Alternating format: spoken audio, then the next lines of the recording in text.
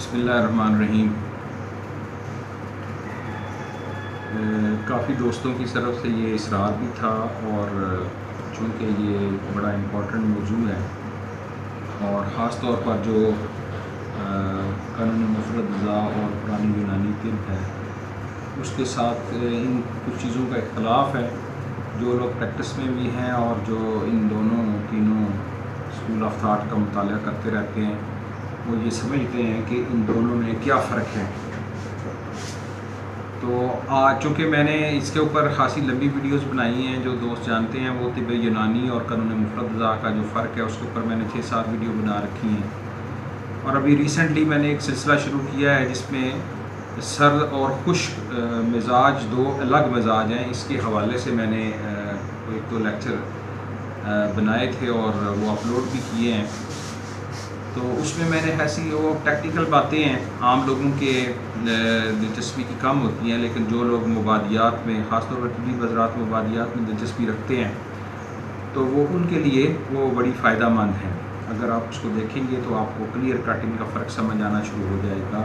کہ آخر یہ جو بات ہے کہ آپ عضلاتی اور مخاطی مزاج جو ہے، یعنی خشک اور سرد مزاج جو ہے، ان کو الگ کریں، اور الگ کر کے اگر آپ ان کے مرکبات اور مفردات کو استعمال کریں گے، خاص طور پر جب بڑھاپے کے دن ہوتے ہیں تو اس میں سردی کی کیفیات کو بعض کا نظر انداز کر دیا جاتا ہے، اور جس سے نتائج اچھے نہیں ملتے بعض کا۔ تو یہ اس آج کی ویڈیو میں خالص جو ہے وہ اب زیادہ تو فلسفیانہ بحث میں نہیں پڑھوں گا، میں صرف آپ کو یہ سمجھانے کی کوشش کروں گا۔ میرے پاس یہ کتابیں خاصی پڑھی ہوئی ہیں، صابر صاحب کی مبادیات کا بھی میں نے پہلے بھی حوالہ دیتا رہتا ہوں، یہ یاسین صاحب کی کتاب پڑھی ہوئی ہے، دیگر اس کے بعد علاوہ میرے پاس بھی ڈھیر ساری کتابیں پڑھی ہوئی ہیں، اور ان کا مطالعہ کر کے جو میں نے موٹا موٹا فرق اخذ کیا ہے، جو عملی طور پر آپ کو اپنی پریکٹس میں کام آ سکتا ہے، یا دونوں مزاجوں کو فرق کرنے میں آپ کو مددگار ہو سکتا ہے، وہ میں آج آپ کے ساتھ ڈسکس کروں گا۔ ویڈیو میں نے ایک چارٹ جو جدول ہے وہ بھی انشاءاللہ ساتھ وائس اوور کے ساتھ یہ میں آپ کو ویڈیو میں پیش کروں گا، اور اگر آپ ان تصاویر کو اچھی طرح سے دیکھ کر بھی سمجھیں گے تو آپ کو سمجھ آئے گی کہ یہ جو میں بات کر رہا ہوں اس میں آخر کیا وزن کیا ہے اس میں۔ تو سب سے پہلے اگر میں عضلاتی مزاج کی بات کرتا ہوں، تو عضلاتی مزاج جو ہے، جس کو تیزابی مزاج بھی کہتے ہیں، اور اس کا تعلق جو ہے وہ مفرد عضو یعنی بیسک ٹیشو عضلات کے ساتھ یا عضلاتی سیلز کے ساتھ کیا جاتا ہے۔ اور اگر ہم دیکھیں تو اگر کسی مریض کے جسم میں عضلاتی اسنجا یا مسکولر ٹیشوز ہائپر ایکٹیو ہوں گے، وہ تحریک کی حالت میں ہوگا، تو اس بندے میں اگر دیکھیں تو ایٹمی لیول پر، سب ایٹامک لیول پر پروٹان کا عنصر جو ہوتا ہے وہ زیادہ ایکٹیو ہوتا ہے، اور ایسے مریض میں اگر ہم دیکھیں تو ہوا کا جو رکن ہوتا ہے، ہوا کا رکن اس میں غالب ہوتا ہے، اور مزاج عام طور پر ایسے مریض کا خشک ہوا کرتا ہے، اور اس کے جسم میں ریح یا ہوا چونکہ زیادہ ہوتی ہے، اور اس کا جو مفرد عضو دل جو ہے وہ اس سے زیادہ متاثر ہوتا ہے۔ اور اگر ارواح کی بات کریں تو ایسا مریض جو ہے اس میں روح حیوانی جو ہوتی ہے وہ زیادہ ایکٹیو ہوتی ہے یا ڈومیننٹ ہوتی ہے، اور قوا کی بھی ظاہر بات کریں گے تو پھر جو قوت حیوانی ہے اس میں وہ زیادہ ہوگی۔ ایسے ہی لوگ جو ہوتے ہیں وہ عام طور پر بڑے مسکولر قسم کے ہوتے ہیں، جسم ان کے ویل بلٹ ہوتے ہیں، اور پہلوان ٹائپ ان کے جسم ہوتے ہیں، اور مسلز خاصے باڈی کے اوپر زیادہ ہوتے ہیں۔ اگر میں ذاتی طور پہ اپنا مزاج بتاؤں تو میرا مزاج ذاتی بھی، میرا بھی عضلاتی مزاج ہے، اور اسی طرح دیگر اگر آپ دیکھیں گے تو عام طور پر جو عضلاتی مزاج کے لوگ ہیں، اگر وہ عضلاتی مخاطی یعنی خشک اور سرد کیفیت میں ہیں، تو خاص طور پر ان کے اندر، جسم کے اندر بلٹ اپ مسلز کی زیادہ ہوتی ہے، جسم ان کا اچھا سخت ٹھوس ہوتا ہے، اور پہلوان نما لوگ ہوتے ہیں۔ اور یہی خشک سرد مزاج جو ہے یہ جو مردانہ مزاج ہے اس کو کہا جاتا ہے. اور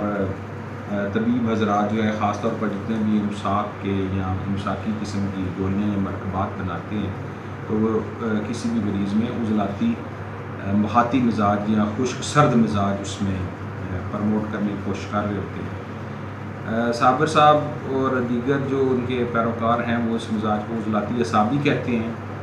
چونکہ عضلاتی اعصابی کے اوپر بڑی بحث ہو چکی ہے، اب دوبارہ میں اس کو شروع نہیں کرنے والا. تو آپ اس مزاج کو اب قانون مفردہ اربع کے تحت جب آپ دیکھیں گے تو یہ عضلاتی مخاطی مزاج ہوگا، یعنی خشک اور سرد مزاج ہوگا.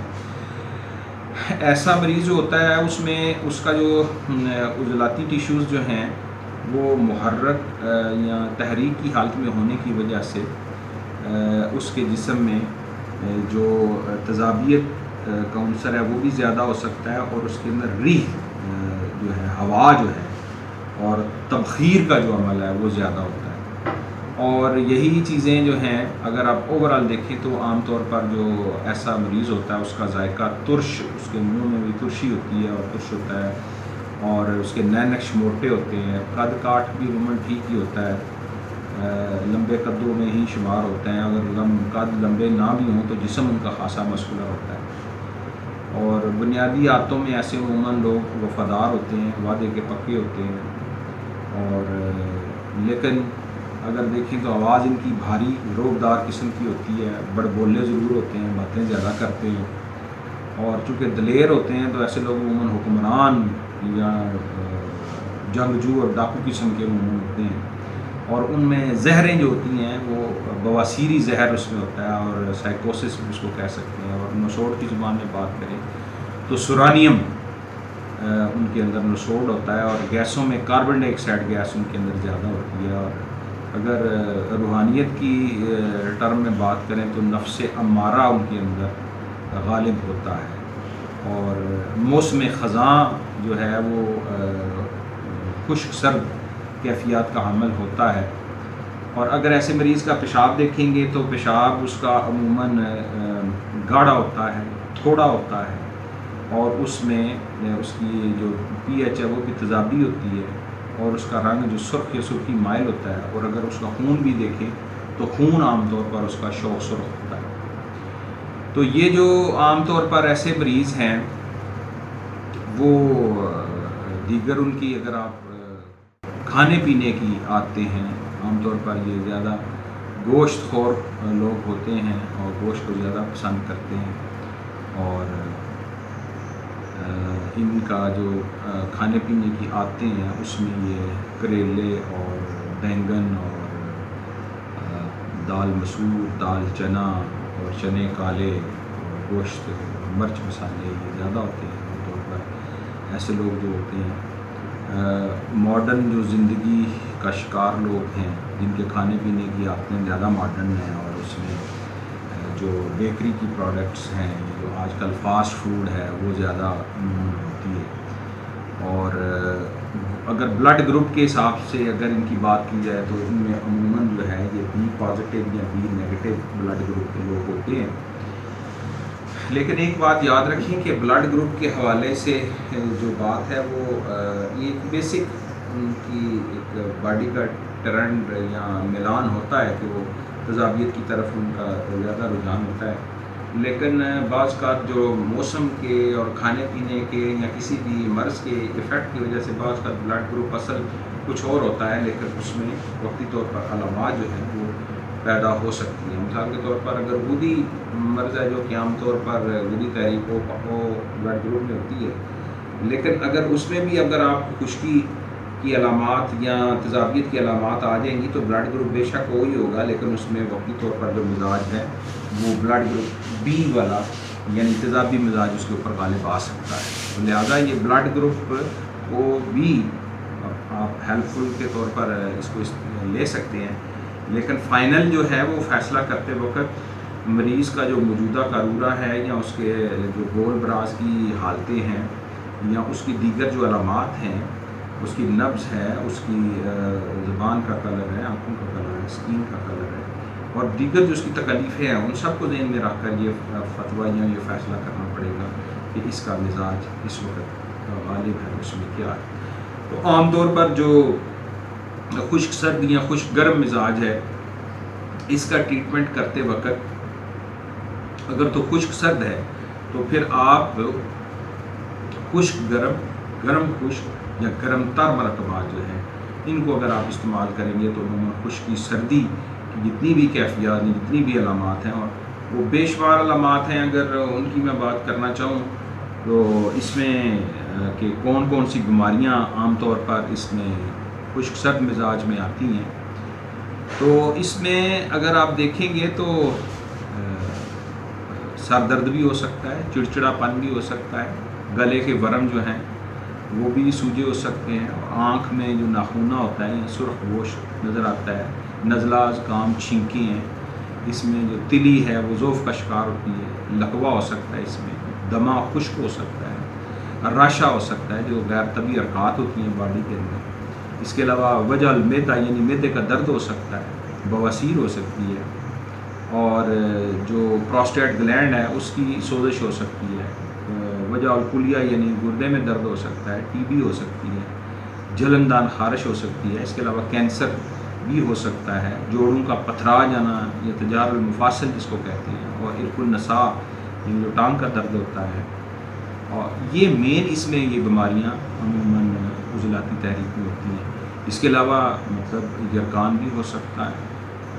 اور خاص طور پر جب عضلاتی ودی تحریک میں ہوگا یعنی خشک اور گرم میں ہوگا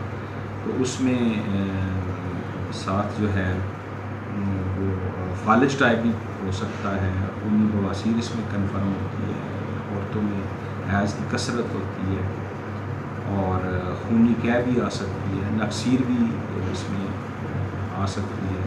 اور سرخ رنگ کا اس میں جس کو یرقان احمر کہتے ہیں وہ بھی ہو سکتا ہے، جلد پر سرخ پھنسیاں بن سکتی ہیں، جوڑوں میں کڑکڑاہٹ کی آواز آتی ہے، اور پیشاب کم مقدار میں اور جل کر آتا ہے۔ تو یہ مزاج جو ہے یہ میں نے عضلاتی مزاج بیان کیا ہے، اور عام طور پر جو عضلاتی مزاج ہے اس کا علاج کرتے وقت میں نے کہا ہے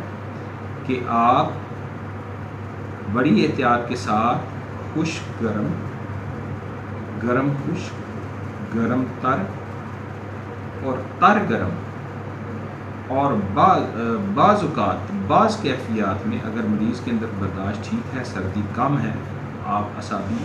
محاطی ادویات بھی استعمال کر سکتے ہیں، لیکن اس کا بیسٹ جو ٹریٹمنٹ ہے وہ آپ سمجھیں کہ گرم خشک، گرم تر اور تر گرم ادویات کے ساتھ اس کا مزاج جو ہے اس کو آپ بڑے اچھے طریقے سے کنٹرول کر کے